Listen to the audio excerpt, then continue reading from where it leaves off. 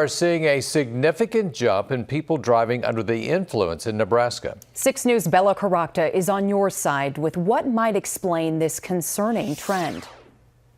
Driving under the influence has consequences. He took my mom's life needlessly. Deadly ones. It's very tough, the pain that he caused.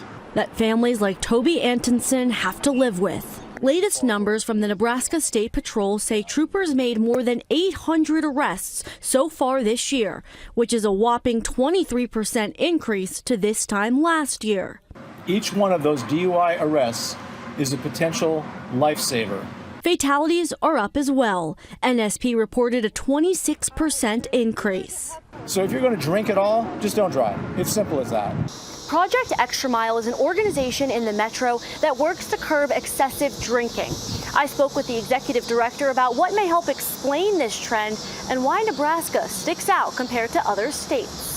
It's our policies. So we don't have great policies. You know, having cheap alcohol, having alcohol available in everywhere you go. Though it may seem like it's like that everywhere, most states don't allow all kinds of alcohol, including liquor, to be sold in grocery stores. Nebraska does. About 20 states restrict the number of liquor licenses. Nebraska doesn't. Both NSP and Project Extra Mile stress personal accountability, but Wagner in particular calls upon the legislature to consider a balance between economic development and public safety.